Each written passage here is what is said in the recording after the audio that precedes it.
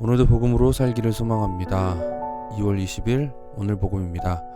오늘부터 성경 읽기가 다시 시작됩니다. 성경은 창세기 1장에서 5장입니다. 어느덧 성경 전체를 다 읽고 다시 창세기로 돌아왔습니다.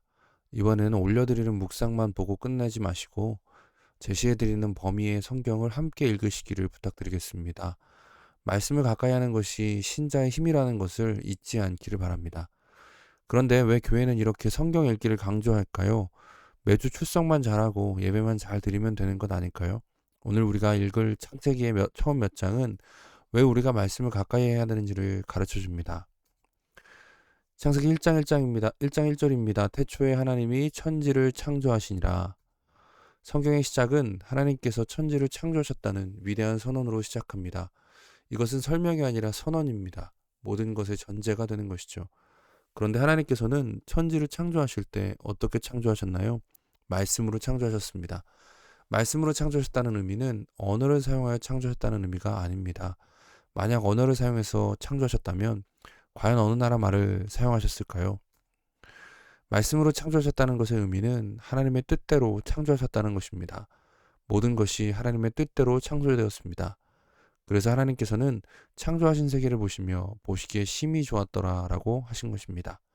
여기서 좋았더라는 단어는 우리가 흔히 말하는 선이라는 단어와 같습니다.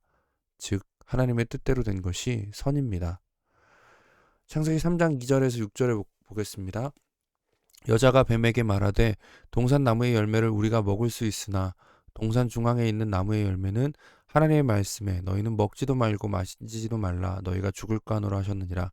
뱀이 여자에게 이르되 너희가 결코 죽지 아니하리라.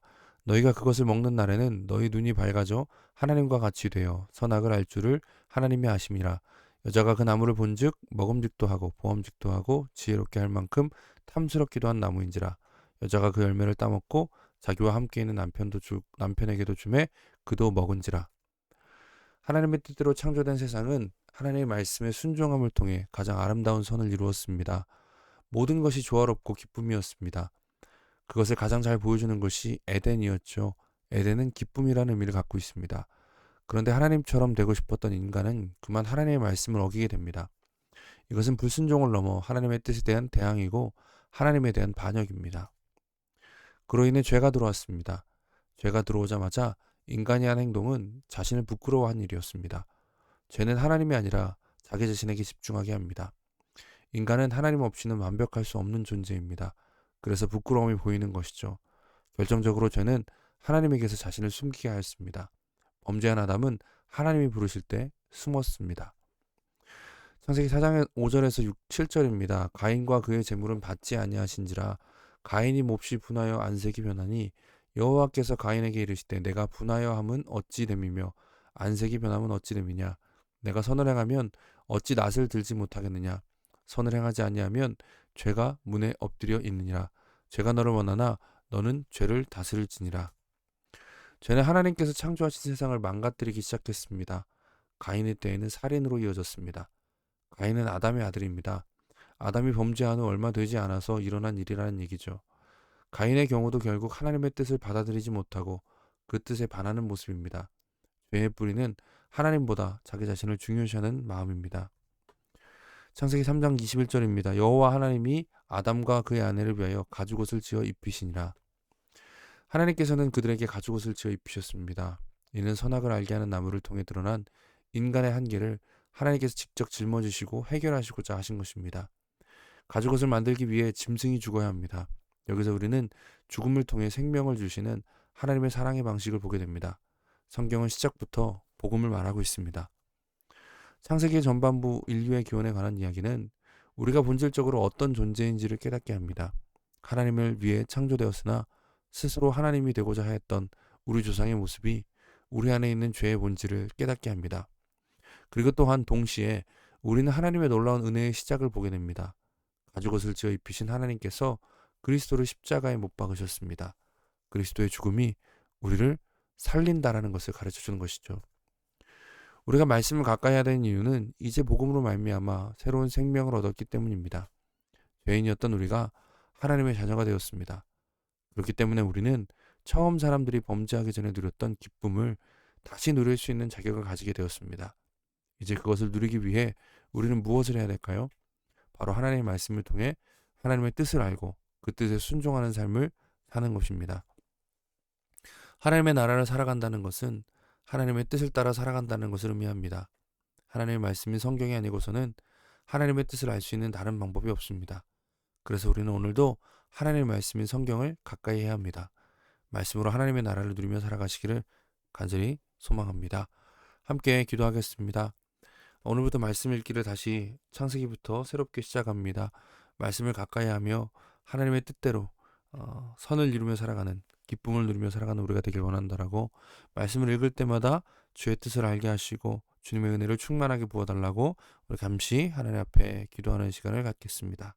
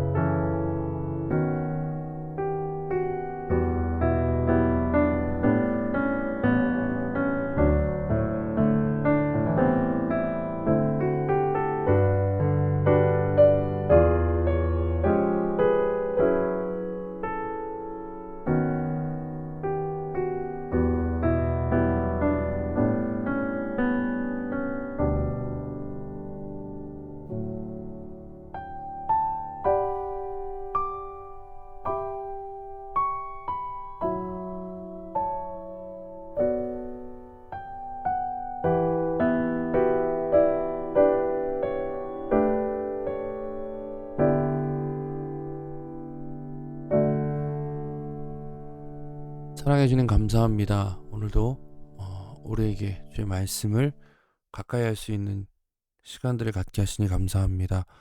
이 시간들을 통해서 우리가 하나님의 뜻을 알아가고 하나님의 뜻대로 살아갈 수 있음을 믿습니다. 하나님의 뜻대로 살아가는 것이 선을 누리는 삶이며 하나님께서 처음에 계획하신 그 기쁨을 누리는 삶임을 믿습니다. 날마다 말씀을 가까이 하게 하시고 말씀 앞에 나아갈 때마다 크신 은혜로 우리를 채워주시기를 소망합니다. 주여 함께하여 주시옵소서. 오늘도 말씀으로 승리하는 하루가 되게 하옵소서. 감사합니다. 예수님의 이름으로 기도드립니다. 아멘. 오늘도 복음으로 승리하시는 저 여러분 되시길 소망합니다. 감사합니다.